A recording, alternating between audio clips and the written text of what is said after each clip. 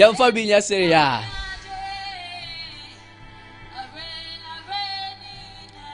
Hallelujah.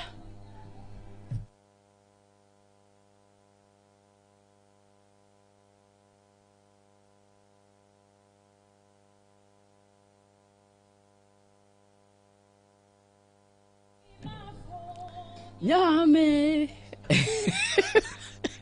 Okay, I was here for a very asade ache yentena se. Na yentime endi nkomo anopai.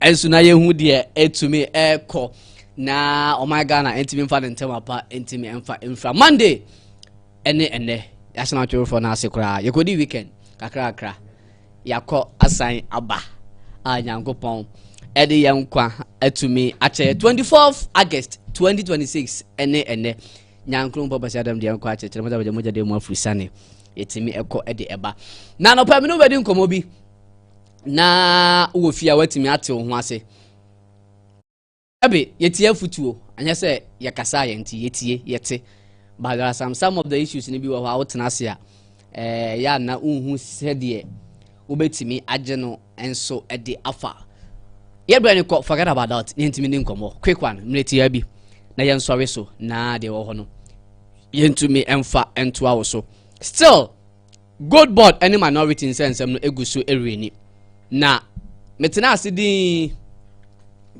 na me dwen bibi ho quick one na before say make asa me bo video no ansa na yakasa ye video no ba be di nkomo na ya hu said no nso etimi etuam edekọ sameja mfidi ka asem bi last week edeba enne me bo sa video no wi amesa abo another one enye we ba ko bi ewo ho me bo ba ko no wi amesa abo new one bi a wasan abeka after sa afenyo marking kotena Metro TV no sameja mfidi kwa kotena akwa kasa ye de ho nkomo ebeba ababe somo enti yenko bo ni video na last week mom oyeye no press conference no mu okeka na adwen ede ekire afenyo marking no eno eho asem ena mepese yekọ na yekohwe na etimi edi ho nkomo ewo fidua mu asameja mfi aka asem bi ene finance minister ene Ghana man panin sem bi o mo ka no ene no emba abra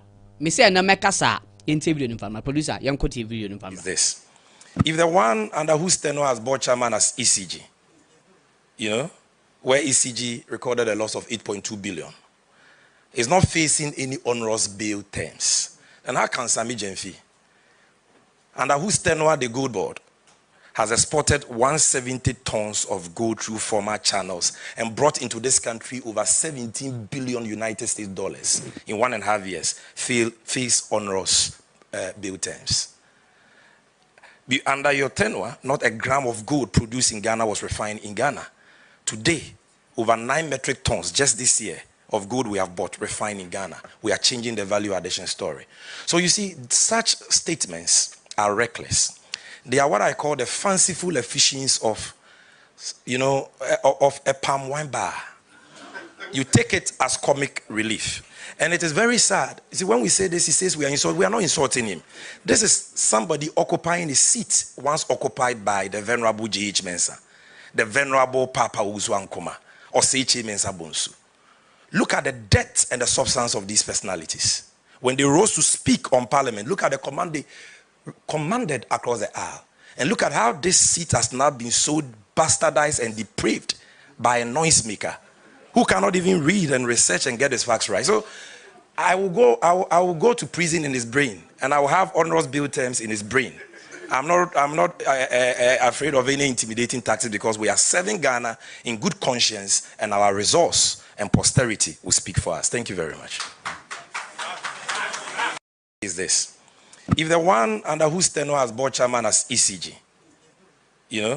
where ECG recorded a loss of 8.2 billion, is not facing any onerous bail terms, then how can Sami Jenfi, under whose tenure the gold board has exported 170 tons of gold through former channels and brought into this country over 17 billion United States dollars in 1.5 years, face onerous bail terms? Under your tenure, not a gram of gold produced in Ghana was refined in Ghana. Today, over 9 metric tons just this year of gold we have bought, refined in Ghana. We are changing the value addition story. So you see, such statements are reckless. They are what I call the fanciful efficiency of, of a palm wine bar. You take it as comic relief. And it is very sad. You see, when we say this, he says we are not insulting him. This is somebody occupying a seat once occupied by the Venerable J.H. Mensah, the Venerable Papa Uzu Ankoma, or C.H. Mensah Bonsu. Look at the depth and the substance of these personalities. When they rose to speak on Parliament, look at the command they commanded across the aisle. And look at how this seat has now been so bastardized and depraved by a noisemaker who cannot even read and research and get his facts right. So I will go to prison in his brain, and I will have honorous bill terms in his brain. I'm not afraid of any intimidating tactics, because we are serving Ghana in good conscience, and our resource and posterity will speak for us. Thank you very much.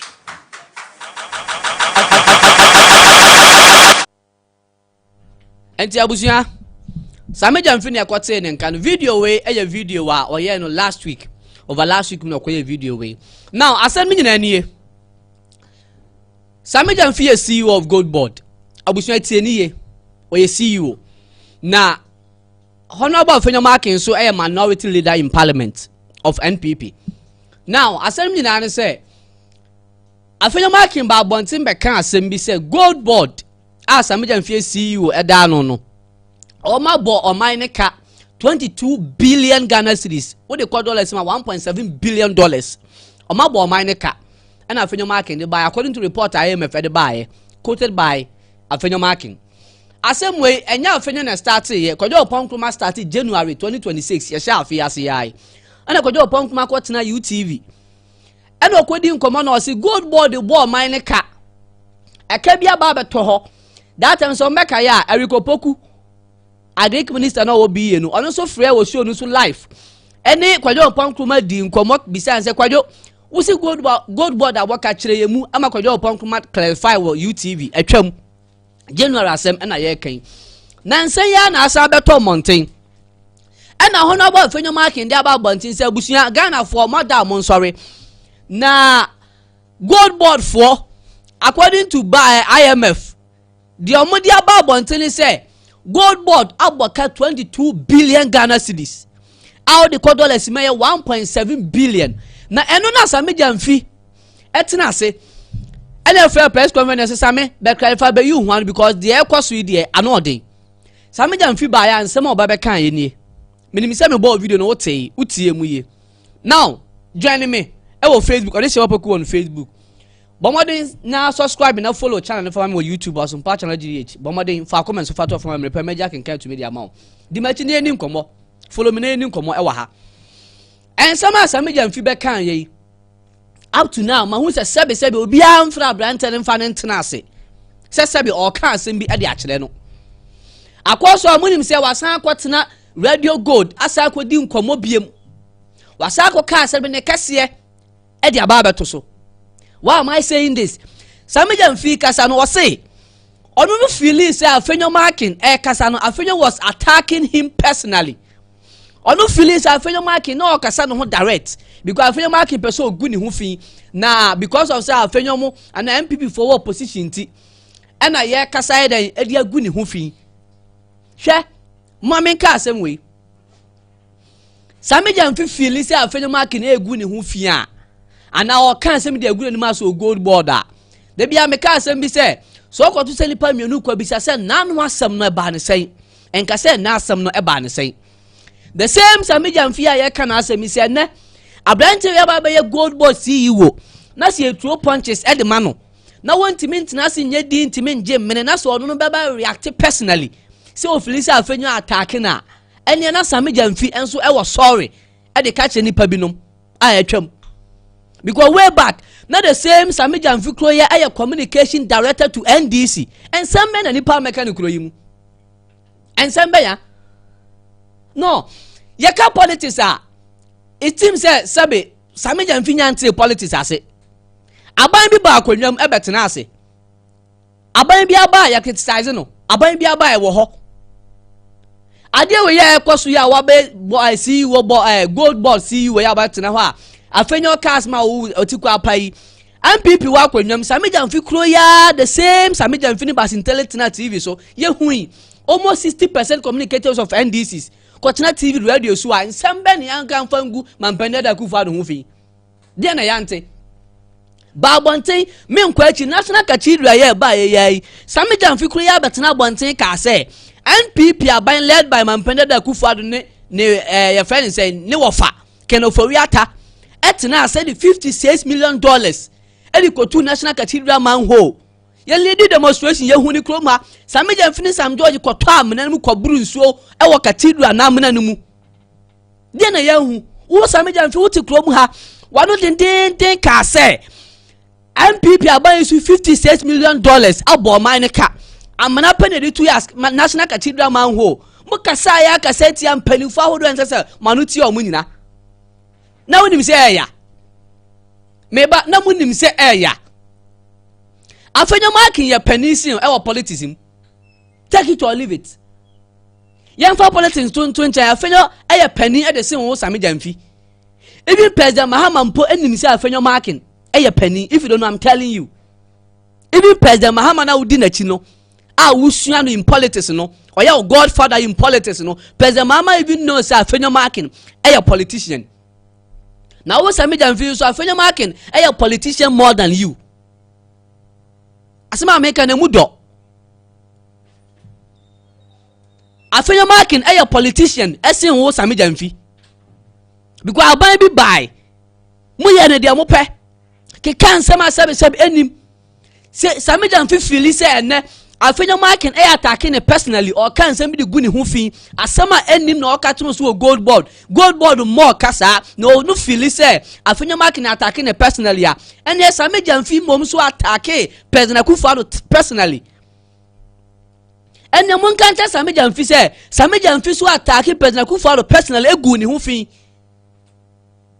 or say ne personality because Samija mfi betna TV so catch Ghana for nyina paint Akufo-Addo black ema ye hu say na dan kwa Akufo-Addo ene na aban e de $56 million ekotu amuna keke so omo ye national cathedral omo antimi antu onte se President Mahama ba aban mu ena President Mahama na nkasa no mu ton obeka kire Ghana for say ampa oba ye no ora team fo akoye nhwehwemu na akoye nhwehwemu no cathedral no sika na obi andi obi amfa ne nsankan na mom nipa na draw plan architecture anyone na otu foundation ya tu omuka sika ne da ho President Mahama no mu ton mebo no so boa mi bisa se sa asem ne baaye no Samija mfi aba abonti aba beka se opa President Akufo-Addo chew sa asem ne baaye Samija mfi aba abonti NDC politician both executives and communicators ben aba abonti beka se Ghana for ensema ya kafa former President Akufo-Addo ho no ye sorry yanka ni ye gu ni hu fi ya attack ne personally show me nipa ba na aba abonti team aba apologize beka se cathedral sense me kagu former President Akufo-Addo hu fi no ye de gu na nim ase obi amekai but NDC ba power anya hwe no even Canada Japan even Ken NDC ba power ya Canada Japan a whole Canada Japan team aba abonti mpo abeka se ensem ni mo oka fa President Mahama ho a sabi oya sorry o apologize wonu ne ho so oka ye wa MPP executive bebre wo ho a o ma apologize to some of the utterances of make against President Mahama but NDC ni ben including even Samija mfi ne onu feel bad onu feel pain onu feel say Afenyo was attacking him personally.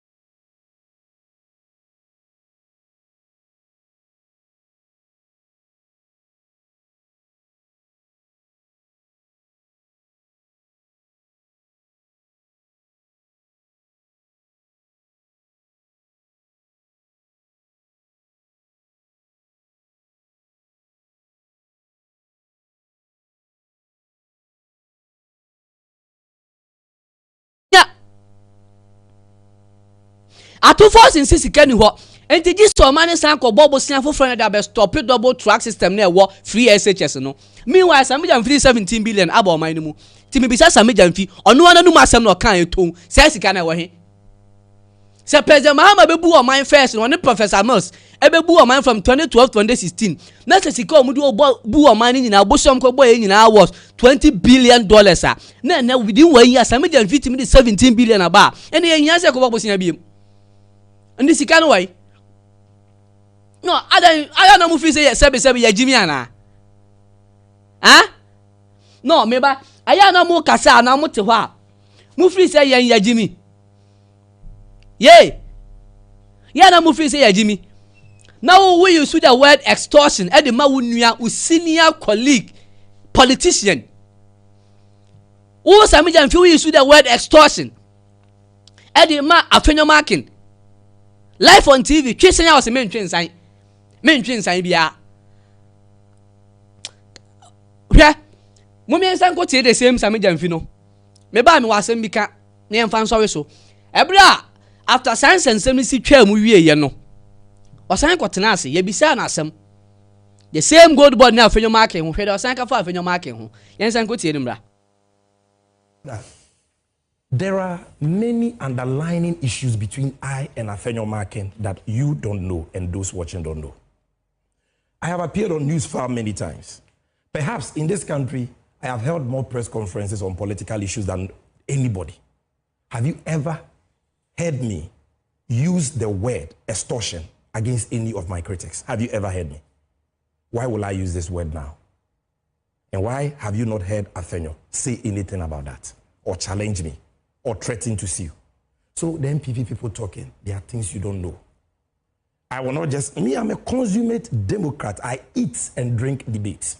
I'm not worried. You call the minority leader an extortionist. I'm not worried if you criticize him. To... Yes. And that is why he cannot comment on that or even challenge me. He cannot.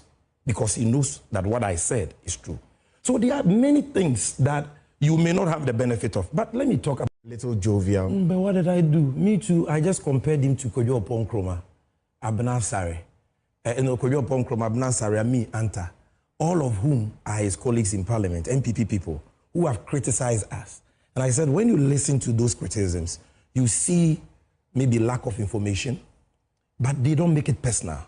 But when you listen to him, you hear malice for Samijam Fi. Either than that, who can read these IMF reports and even suggest that Samijam Fi will have to meet onerous bail conditions to the tune of 22 billion? Because this issue is not about Samijam Fi.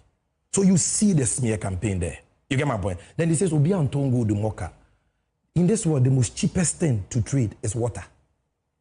You went and supervised 4 consecutive years of losses at Ghana Water Limited when you were board chairman, from 2017 to 2024. A cumulative loss of 3.3 billion. You were sent to ECG as board chair. You supervised another loss of 8.2 billion cedis in 2024. What on Suaboka? What on Kenya Boka? You are not asked to meet any onerous bail conditions. Samijam Fi that has not incurred any loss, it is me who will meet onerous bail conditions. So that's the point. So if the audit, even if the audit exonerates you from the claims he makes, but why should you reply in such measure? No, but that is why I'm saying that just like he can criticize me, he's also not beyond reproach. You get my point? So Samijam Fi should be criticized. Afenyo Marken should not be criticized. This is not an insult. I am showing you that this is your record. Cumulative loss of 3.3 billion at Ghana Water, 8.2 billion ECG. You are not facing any criminal action and onerous bail terms. Why should you project that on me when I have not made a loss? You see, my brother, there are many underlying issues between I and Afenyo Marken that you don't know and those watching don't know. I have appeared on news far many times. Perhaps in this country, I have held more press conferences on political issues than anybody. Have you ever heard me use the word extortion against any of my critics? Have you ever heard me? Why will I use this word now? And why have you not heard Afenyo say anything about that or challenge me or threaten to sue? So the MPP people talking, there are things you don't know. I will not just, me, I'm a consummate Democrat. I eat and drink debates. I'm not worried. Call the minority leader an extortionist. I'm not worried if you criticize him. To... Yes. And that is why he cannot comment on that or even challenge me. He cannot. Because he knows that what I said is true. So there are many things that you may not have the benefit of. But let me talk about my good brother. Fioma King is a self-made man. No problem. He's got the chain of businesses. Maybe tell him that. Why does he need to come and extort money from Gold Board? Tell him that you want to be his lawyer so that he sues Sammy Jemfi to substantiate that claim. Tell him. Or tell him that you give him an interview here and Sammy Jemfi will come and that you should dare Sammy Jemfi. That is not an insult. I'm speaking about what has happened and he knows. Now, finally, my good brother, Honorable Nilante Vanderpoy. And here I want to address our rank. We're told his campaign is doomed. Yeah. I want to address our rank and file. Honorable Nilante Vanderpoy is one of the people who have been very supportive of my young political career projection. I consider him a senior brother. And I know that he harbors no ill will towards me. But we are all not perfect. Sometimes, in communicating, something may come across in a way we never intended it. The man says, okay, Abusua. Anti Sammy Jemfi ena yakohwe no. O hwede wa na abrante na esi ekasa. In fact, panelists na omo tiso akwa na omo hwe ni din obi ayesei. Ena wate din na wo hwe na obi si to ho sei. Ena wo hwe ni din omo dwen ne ho mpa omo nte ase. Omo dwen ne ho a omo nte ase. Yeah, that is Sammy Jemfi for you. Into a sign got na ho no. Nsema na o kan nyina ne say the word extortion na o yisu di ma honorable afenyo mark no on twin sign ne entwin sign china. Host nu poka chen say Sammy, don't you think say the word extortion na o yisu di ma afenyo mark no it was harsh? E kwa achiri. O se da bi on twin sign ne on twin sign wo china. Ko so kan say bebre de kan ho. That is so bad. That is so bad.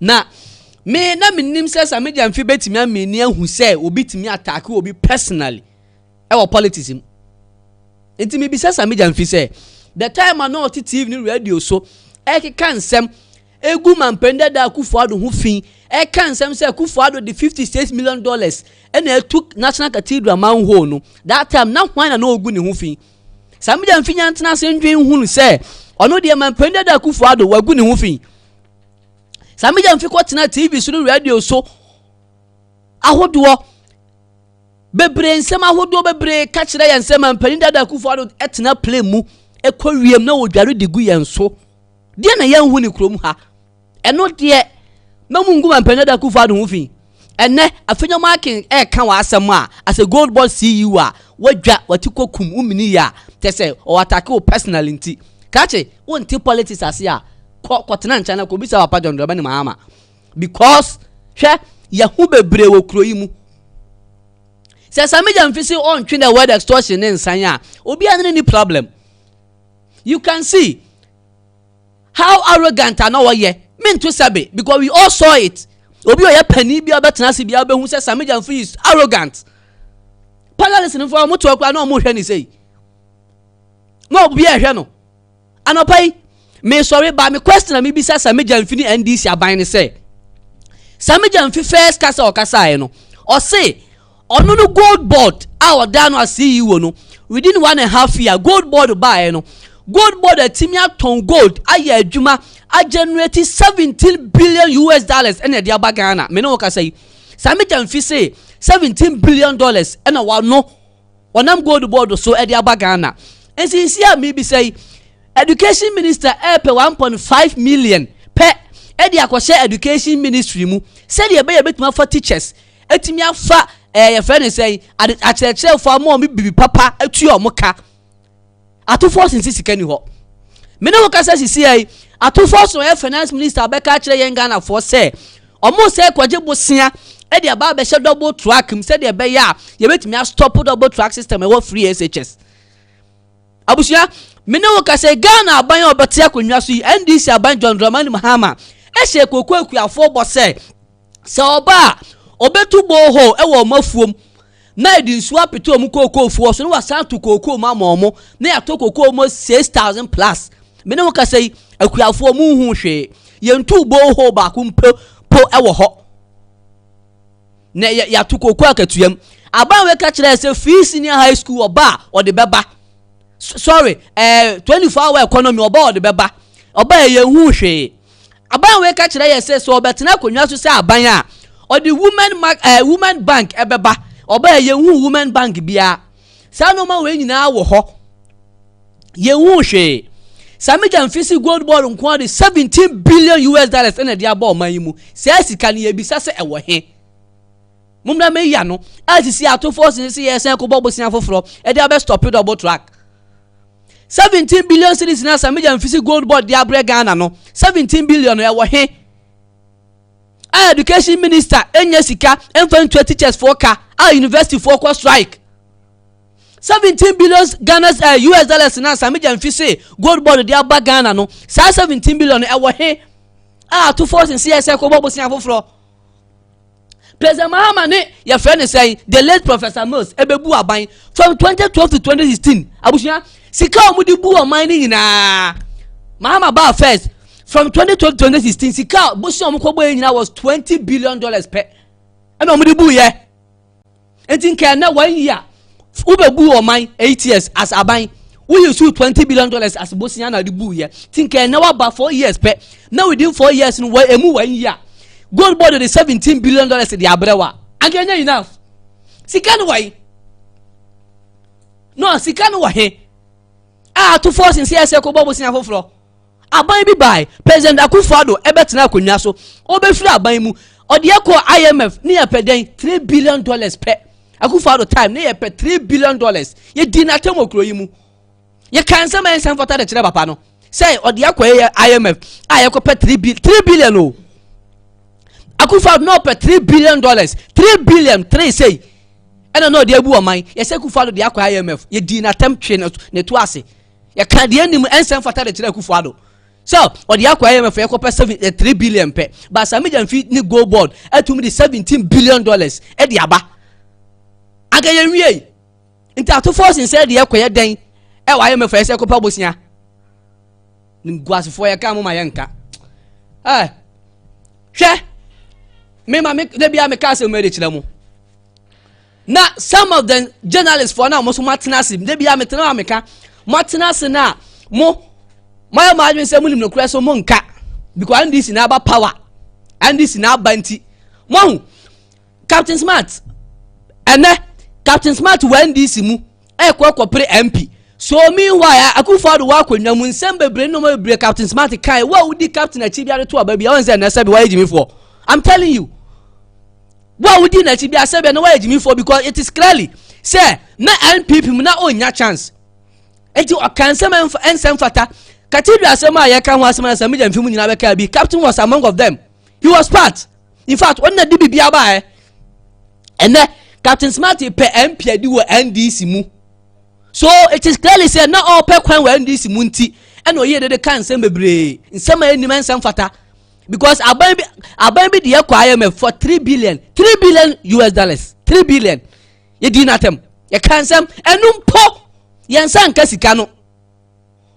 $3 billion mpo Akufo-Addo nsan kan odi firi aban mu ye nya 1.5 aban we be no baji bi to aso enne Samija mfisi $17 billion aba onu the gold board aba boy nsam o san why ade $17 billion e wo he education minister pe bi de teachers for ka university for cost strike double track no say how na do so pe bi de awuram e wan ato force in 6 where you say ko bobosia you guys are joking move face awuri anim kosoro abusu join me on YouTube Osompa channel DH bomade subscribe for me na fa comment fa to me pre beje begen kai to me ade Osompa na morning nie wo ka se wodi nsem ne bi achi obeka se wo mu ade anopa prophet Juma for papa I salute you and say me twe wan wa fom na mom ensem di mu ho a wanka enyeye hwe President Mahama should call Samija mfi in order no fa ntenase na mo pe bi enkan fa nkyere no I rest my case.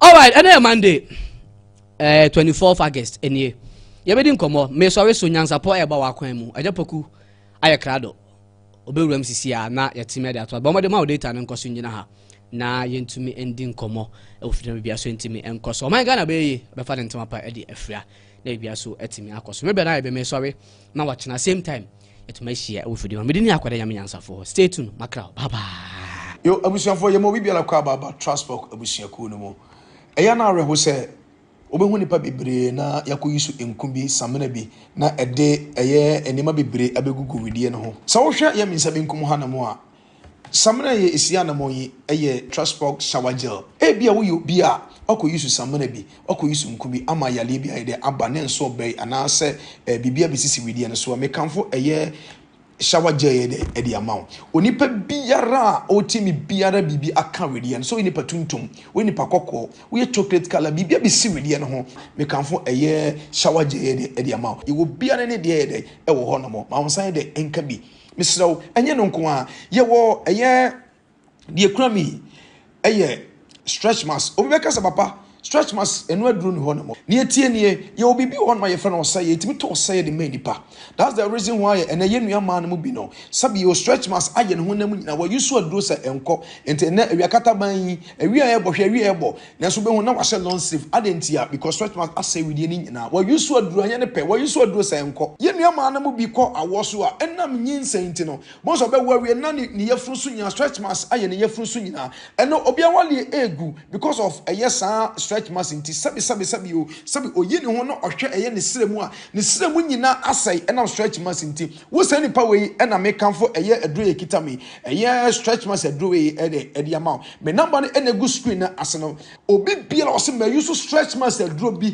ma use anko no wo se nipa we na me na wo kasa wo nso ye de nhwe ye de wo nso nhwe ye me number no 0244 494877 0244 494877 Ghana fana baby biara wo biala ye de bi bebre o obi biala ofa san ye product yi bibia ton biara enya mfaso bebre efise sa uton box baako a wo se enya mfaso another box baako enye no nko a ye de eya we de ekura mi eye after wash se say ena nkrofo bebre enso edi adanse o se papa se ye jai eya spray eyisu se ye yisu spray bi se ye nto spray bi adentia se usi ne mana de kakra de egumati se de odi spray ai de egu atade mu enko me patwa de ase ma onsan de enkabo de ofra ba bia wo bia so pe eya shower gel ni bia wo de frɛ ope eya stretch mask so afrɛ ope eya after wash so aye de frɛ your product bebre de ewo ho no mo wo de ofra ye no bedi nkomo e benya ntobose achichema aye de ama number 0244 494877 eya Transport shower gel, Transport after wash, and a Transport stretch mask. Stretch mask, aje ni periana boso. Me kanfo stretch mask edrede ama medase. Nyamin kan.